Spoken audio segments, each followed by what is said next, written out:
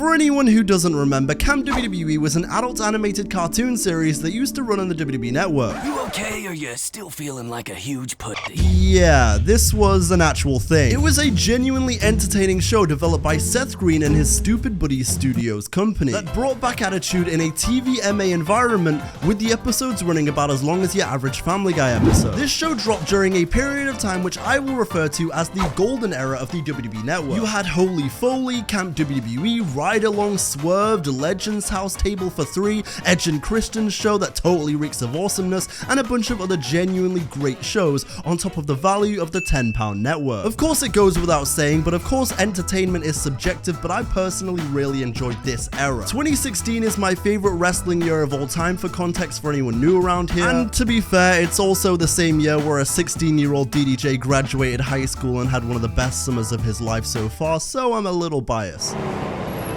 Mr. McMahon, hi, it's me, Lex Luger. Shit. In Camp WWE, Vince McMahon runs a summer camp with a younger Stephanie McMahon and Triple H as the camp counselors. The WWE superstars as children are the campers. McMahon is as over the top as you could imagine, with his language, analogies, toilet humor, ideas, and what he believes he's capable of accomplishing being quite frankly ridiculous. Stephanie is trying to keep her dad happy, while all the hints of her being a spoiled rich girl are all around. And Triple H is understandably in love with Stephanie McMahon as he tries to constantly get the praise of Vince McMahon, who quite frankly can't stand him. The WWE superstars as children is an aspect that gives the writers a fun launching point of creativity in this show. They essentially hit the rewind button and let the show be a ridiculous prequel to how the WWE superstars came to be, the characters that we know now on Raw, SmackDown, and NXT. The focus of the first episode is on a young John Cena, who displays a goody two-shoes personality while still having a determined attitude to accomplish his goals. In the pilot episode of Camp WWE, his goal is to leave the camp because he misses his family. Which, I mean, now that I'm thinking about it, isn't that kind of base? You know the amount of WWE superstars who are just tired of being in the quote-unquote Camp WWE, being on the road all the time, they just want to go back to their families? Wow, this is kind of real. Many WWE characters were shown in this first episode, with some of them having speaking roles and some of them not having speaking roles. People like John Cena, the Bella Twins, Big Show, R-Truth, The Undertaker, and Stone Cold Steve Austin as kids were very much speaking in this episode, is a poor way to put it. And then there were some others that appeared in the episode who weren't speaking, people like Rusev, Kevin Owens, Dean Ambrose, Roman Reigns, Seth Rollins. Ric Flair as an adult appears in the first episode as well, showing a young John Cena a good time in order to keep him happy and wanting to stay at Camp WWE. And gee, you know, how do I say this? The extreme nature of the Nature Boy character is ridiculous. I mean, we're gonna get into it in a second, but that character is unhinged. In the past with WWE, all other animated projects that they've made have been quite geared to a younger crowd, which limited their storytelling potential. And I'm not saying everything has to be super edgy to be entertaining. I mean, for crying out loud, Cars is one of the greatest movies of all time. And honestly, I've never watched it, but I hear great things about WWE Slam City too, so maybe I should check that one out in a future video. But in past efforts before Camp WWE, a lot of them were they were rather bland. Although I will say, now that I'm thinking about it, they did this Scooby-Doo WrestleMania mystery movie one time, and oh, I should make a video on that. That'd be kind of fun. But what makes Camp WWE so brilliant is how unique it managed to be and how well executed it was. Which I suppose makes sense when you consider that Seth Green was the brains behind this operation. I mean, for God's sake, his tenure on Family Guy pretty much speaks for itself. Being alongside the likes of Seth MacFarlane and everyone else on that show, it's like you're destined for greatness, you know? Not that Seth Green doesn't already have his own merits as well, by the way. He's Seth Green, but, you know, being in the adult animated world, it makes sense why this show was so good. Feeling sad. How could you be sad? You're at Camp WWE. I don't even have any words. I got nothing. What is going on in this show? This is the best. The only bad thing I can really say about Camp WWE is that they stopped making it. It only got 2 seasons, and even the second season is quite reduced in terms of episodes. So while your biggest what if of all time may be what if Roman Reigns lost the title at day 1, my biggest what if is this. What if Camp WWE never stopped producing new seasons? What if the Ric Flair character had a spin-off? What if they brought back Camp WWE and gave Tony D'Angelo his own Sopranos type spin-off episode? Think about it. I woke up this morning and got myself a gabagool. I will have the gabagool. What? Also, there's a great point in the video for me to say, Adriana Rizzo, marry me.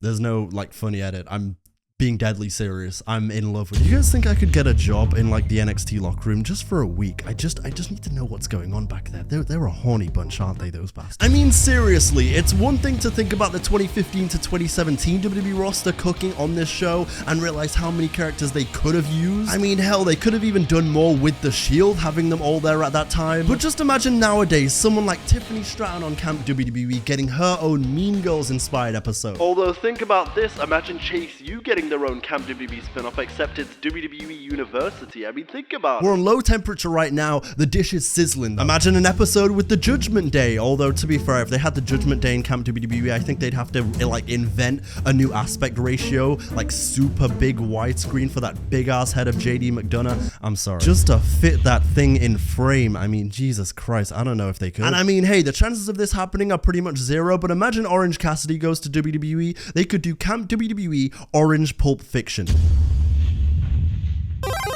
Also, speaking of that Ric Flair spin-off, Flair basically has sex with The Rock in the first episode, or with a rock, with a rock. Oh, baby.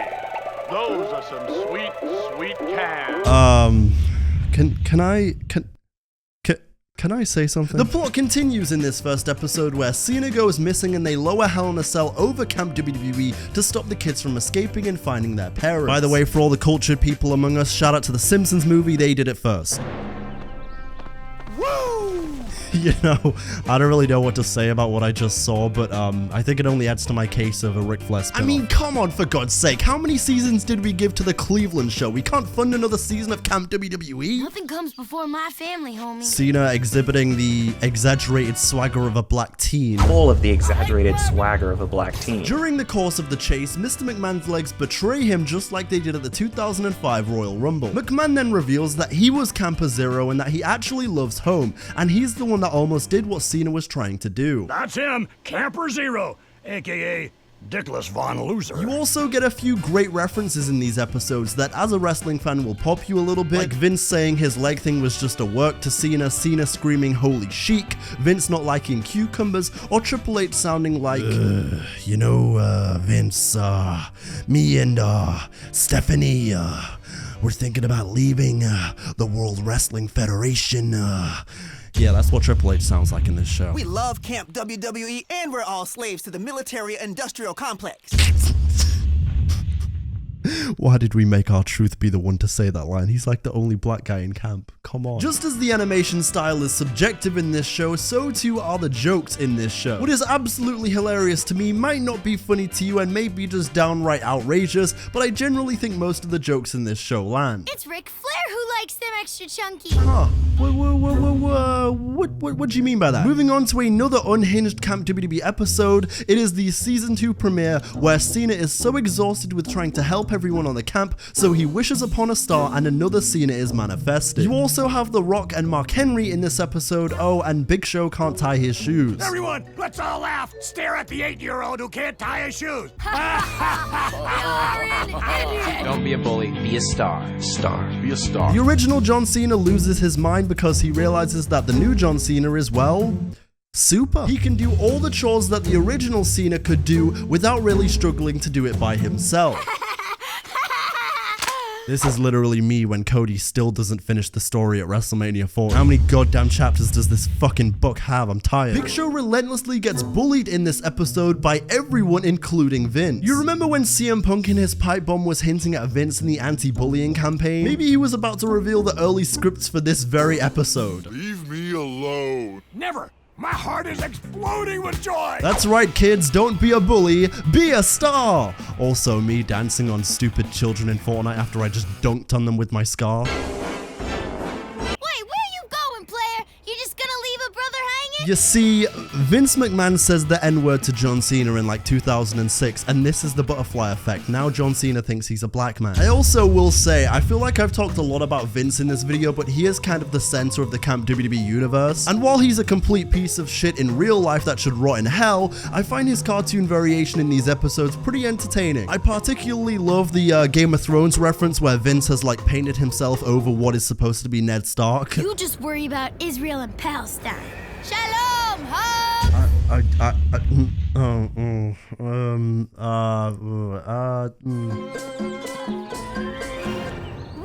had some bubba ganoush, and solved the whole Megillah all in a day's work. I'm so sorry. Yo. Oh, I should have canceled the video. I'm gonna get canceled. Jesus Christ. Oh my God. Just when you thought this show couldn't get any more ridiculous, John Cena has solved the Israel-Palestine problem. What the fuck? I legitimately do not remember this being in the episode. What the fuck? Not only did this, but he also compromised to a permanent end Osama bin Laden. He is the GOAT. On top of the plot twist in this episode that sees Vince McMahon not actually know how to tie his shoes either, Cena also basically turns heel. That's right, guys, you finally got it, except it was in Camp WWE. You missed it. You know, now that I'm watching this episode unfold, I'm starting to think Camp WWE maybe should have been cancelled. Do you know what? I'm thinking about it, and I'm thinking maybe it wasn't a bad idea. The writers were fucking unhinged, mate. What the fuck? I would have loved to be in the writers meeting. Hey guys, so season 2 premiere, 2 John Cenas. He conquers the Israel and Palestine problem. Do you know what I mean? It's like a fucking It's Always Sunny episode. Like a Sweet D is like, you know what? I'm sure it's not that hard to solve conflict. You know, we'll save the day.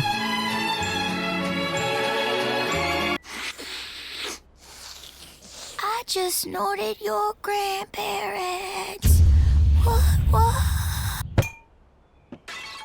I got no words. What is this show? What is going on? They should have done a COVID episode of Camp WWE. Or, you know, in an alternate universe, it would have been Camp AEW and Chris Jericho would have been the super spreader on camp. What about Nikki Bella? The way she walked around acting like she's the only one who looks good in high-waisted jeans? Screw her. Isn't she, shy? Never mind. Now it's your turn. Again, no more words. Your new job is living hogtied to a bed of rusty nails and having the horn section of the New York Philharmonic ram their wussy instruments up your Confederate ass. This is the most unhinged show of all time. Why are more people not talking about this? Oh my God, Yo, bro, please bring it back, I beg. It would be so funny. I mean, obviously, we're not going to run back that Cena storyline. That's bad.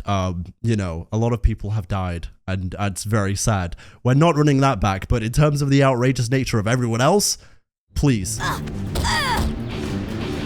Dog, this is cinema. Listen to the epic music. I feel like I'm playing FIFA again. How's it possible for you to fly here from the stars? Oh, it's just my deep belief in Satan. So long, buddy. Do you see now why Camp WWE deserves a reboot? Like, do you get it? This is the next Simpsons, okay? Bring it back. I've genuinely seen enough. I'm starting my own yes movement. #revive Camp WWE.